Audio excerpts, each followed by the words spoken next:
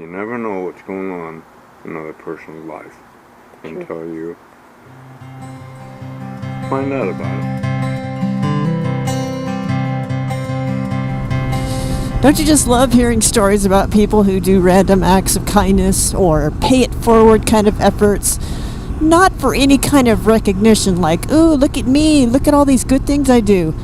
Not for any kind of pat on the back or recognition of any kind or even compensation. Those are awesome stories to hear about. I have a story for you today, well, multiple stories, but centered around one man, a San Diego legend. You could call him a San Diego angel.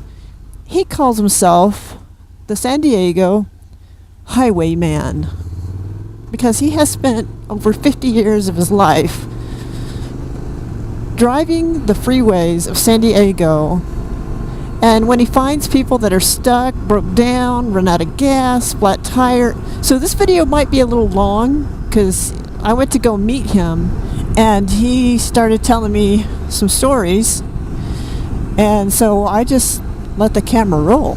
I hope you enjoy it. I sure enjoyed meeting him. Stick around.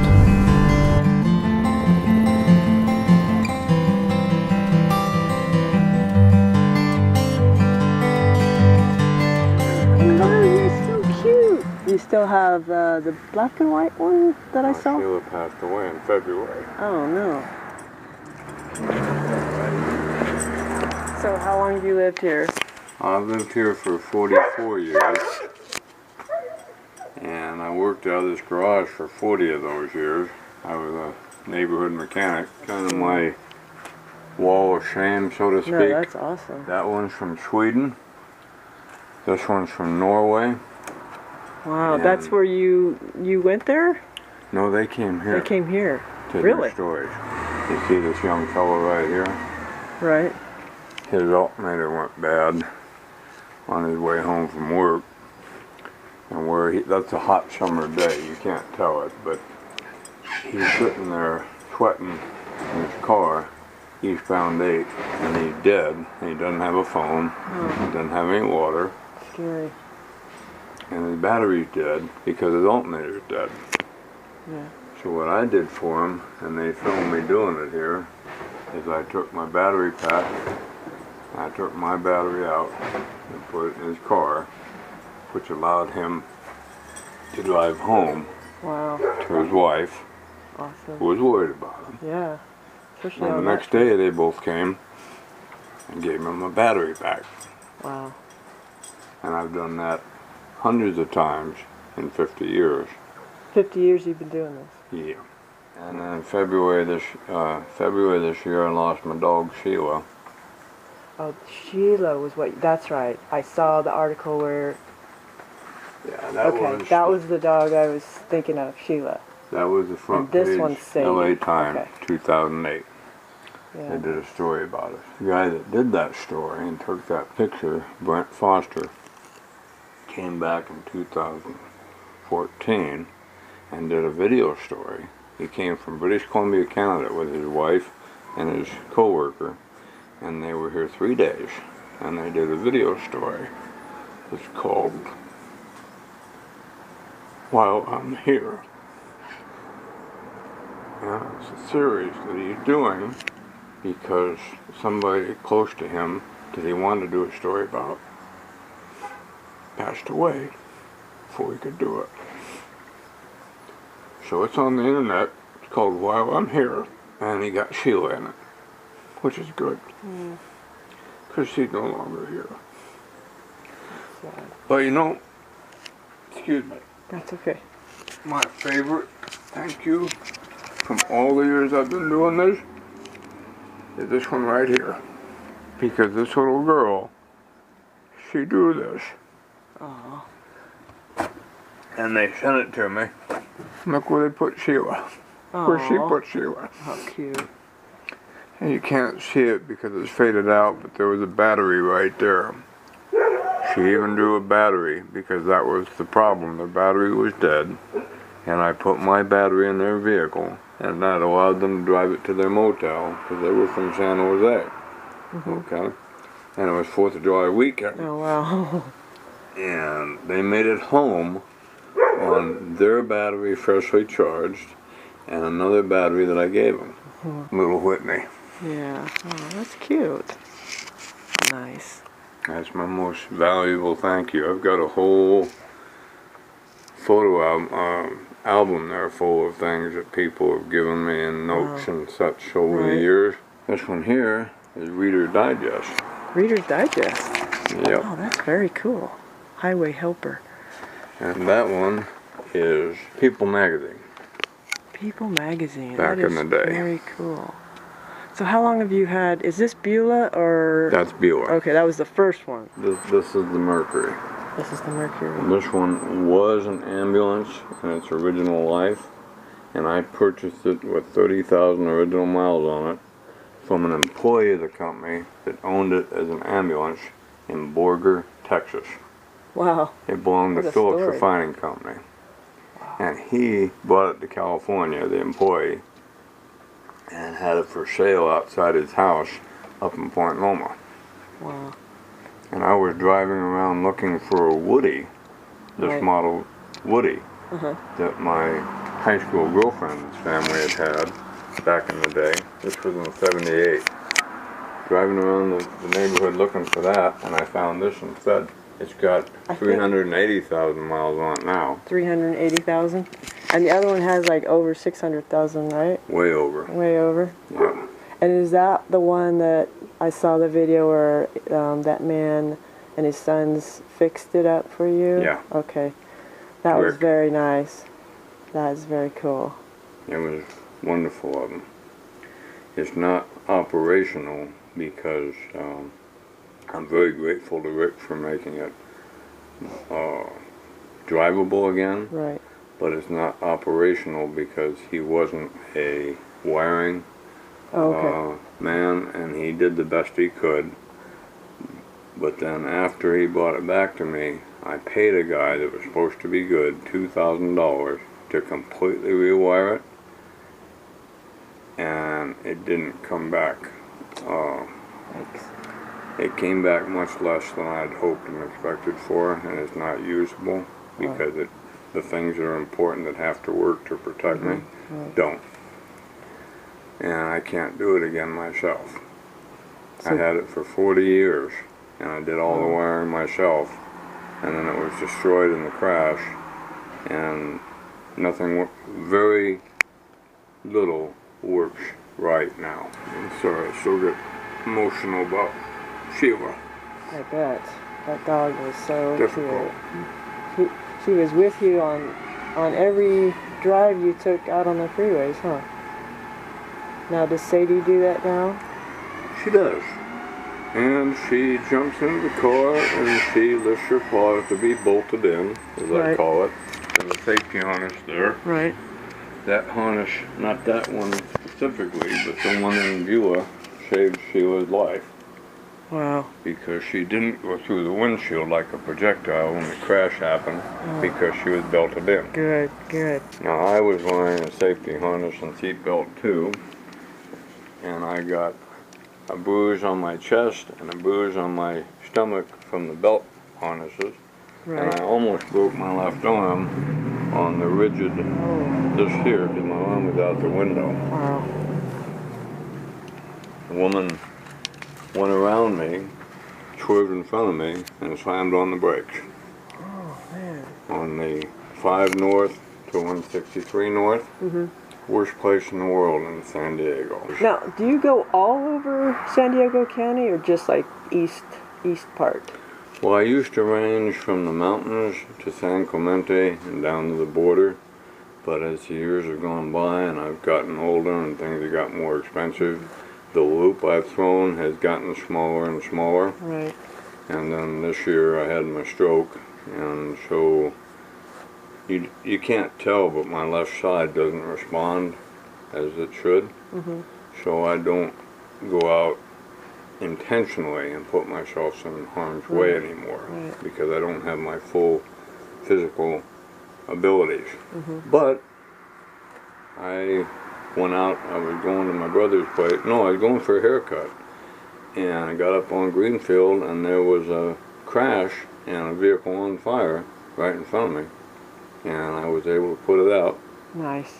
And so you carry an extinguisher and all kinds of tools in your car?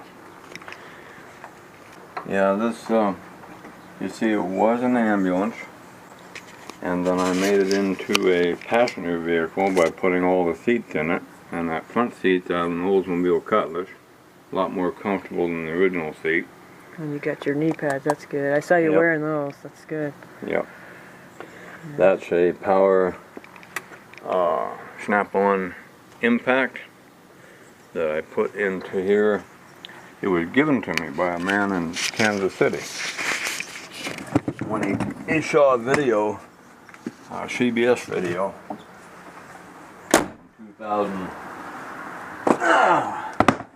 2012, of me working to change a tire. Right. And the struggle it was to change a tire. Right. And he bought this and sent it to me. And I've used it hundreds of times since. This is a Pelican case, and I accumulated all these devices, and this is what he bought me. And with a spare battery, that is $700. That was the best gift anybody's ever given me. Amazing. Except that he also bought a whole car out of Texas off of Craigslist and had it shipped out here so that the front sheet metal could be used to repair a Beulah where she was smashed. This was in 2012. But this here is just to catch me out, because I can still use this. Very nice. It saves a whole lot of work. Yeah, I bet. That's very cool. So did somebody make this for you? Well, yeah. I had a bigger air tank that somebody gave me 20 years ago, and I lost it on the freeway. I stopped to help somebody with a flat tire, and I walked the tank back to the back of the car, and as I started to go back to the vehicle I was working on, I was almost hit by a passenger vehicle that wasn't paying attention. I flattened against the car, and they just barely missed me. Oh, man. And that caused me to forget the tank behind the car, and I drove off and left it. Well, I had 4 motorcycles when I was younger. You wouldn't call them a motorcycle. The biggest one was a 175. I started out with a 50 in 1964. A Honda 50 that looked like a motorcycle, but was in reality a scooter. Okay. And it looked like a motorcycle. It had the shape and the form, but it was basically a 50, which is nothing more than a scooter. Right. But to me, at that age, it was a motorcycle. Okay. And it was, it got me into a lot of situations. What other motorcycles did you have? Well, I had the last one was a 175 Yamaha that nearly got me killed several times, and that was the reason it was my last one. Okay. It was problematic from the day I bought it, and the last problem I had with it, the engine seized going from westbound 94 to northbound 5, and I was fending off the guardrail with my left foot because the engine seized and the tires skidded until I could pull the clutch. I almost went under the guardrail at high speed with it when it happened. And then I walked it off at Pershing Drive and called a tow and took it back to Yamaha and told them to fix it. And when I got it back from them, I sold it. Yeah, I got lots of stories. I hope I don't bore you. No, that's fine. I've got all day. I've got 2 gas cans, I've got water, I've got air. Those are the 3 things that most people need usually. Right. And I got the fire extinguisher and first aid and various other things from past experience that I've needed. Right. I even have a broom with a magnetic bar across it to pick up nails, because I've had to sweep up nails before. Yeah. And you can't do that quickly. Right. The magnet picks them up right away. Good idea. You want to see Beulah? Yeah. When I worked on the cars here, I always practiced maximum security. If the people had a club, I put it on it. If they had an alarm, I activated it. I never let anything to chance. I never had any things stolen. Important to do what you do. Yeah, lock it up. Maximum security. Definitely.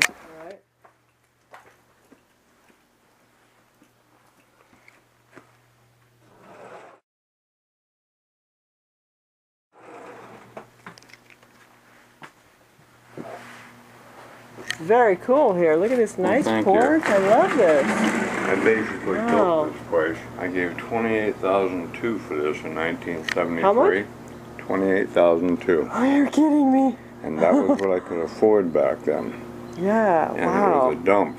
And the barn wasn't here. Nothing was here except this biggest tree. Wow, that is so cool. A tree right in the middle here. Yeah, it's my beach umbrella. Oh, this is like a cute little garden area. Beulah. This is Beulah. Wow.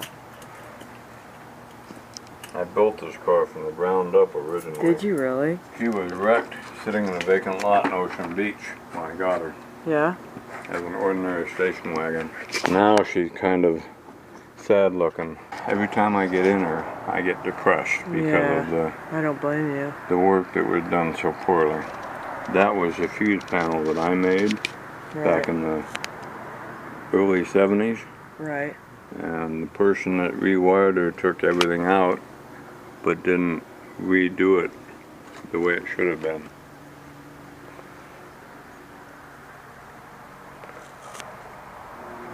Back in the day when she was operational, Yeah. I could reach in here in the dark with my eyes closed and pick out what I needed because everything was just so. Yeah. Look at this. Wow. Now You got just about everything in here, huh? Yep. And you got your guns too, huh? That's self-preservation. 3 times in 35 years I was forced to resort to those. Really? Serious incidents. This is so pretty here. Thank you. This is my mountain meadow, and when the gate is shut, you don't know it's here. So this is what's left of my garden. I used to have corn as tall as the house back in the day. Now we have tomatoes, apples, nectarines, peaches, you name it. Sadie, say hi. You're such a good dog. So overall, what's your philosophy on what you do for people? I mean, is it, you call it paying it forward, or you're just giving back to the community? How do you describe what you do for people? Well, in 1964, I was pulled out of the snowbank early morning, 1 or 2 o'clock in the morning, by a fellow who, as a young kid, I tried to pay him. I said thank you. He wouldn't take the money. He said, you pass it on. And basically what he said are the words right there on my card. So I've been passing it on ever since. I probably wouldn't be here if it hadn't been for him. In the middle of a raging snowstorm, in the middle of the night, I was out being a young boy against my mother's wishes, tomcatting around in Peoria, Illinois, and I was from Metamora, a little farming town, and halfway in between, I went off the road and plowed into a snowbank. And I probably would have froze to death there if it hadn't been for him coming along, pulling me out. Middle of the night. Who's going to come along? You never know. Right. And I've had people say the same to me when I've helped them out. I have a lot of stories on my website. Yeah, I've seen a few of them. You never know what's going on in another person's life until you find out about it. Give me a lot of pleasure. And I've seen a lot of grown men cry. I had a young fella about twice my size who was standing beside his car on the Gore Point of southbound and northbound 805 to 8 east, and I'm 8 west, and I see him standing beside his car, and looks to me like he's in traffic. And I immediately took the Texas Street off-ramp and doubled back, expecting to find somebody dead or maimed, because he looked like he was standing in traffic. But he was on the tippy tip of the Gore Point with his Fairlane with a right front tire flat. And he's standing there with his jack in his hand behind the car, and he's terrified. Well, I didn't know that. I thought maybe his jack didn't work, but he was terrified because of traffic going on both sides. So I lit up my rig, and I changed his tire, and he's, behind the car. And I came up to him and he said, well, how much is this going to cost me? I said, well, you have to pass it on. Do something for somebody else that you can. Mm-hmm. And he broke down and cried.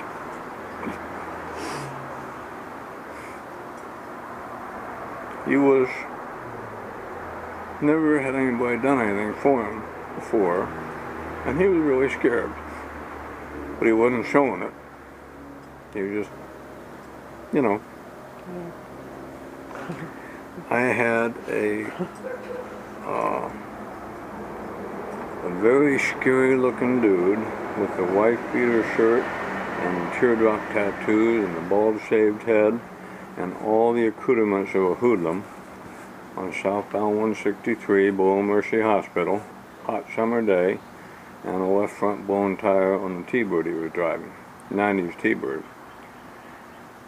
And he had a blowout, and he called a friend of his to come help him, and the friend brought because the T-Bird he was driving didn't have a spare. The friend brought a spare, and it didn't fit. And about that time, I arrived. And they were both really bummed and hot and sweaty because they'd been there for a while.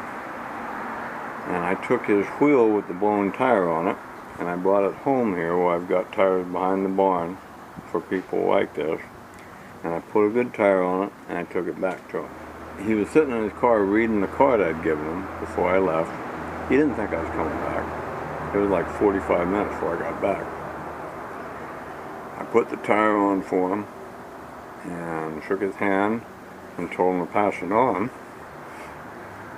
And he's scary looking, and I was concerned for my safety with him. He's a jailbird. He was down from LA to pick up a friend of his from the San Diego jail.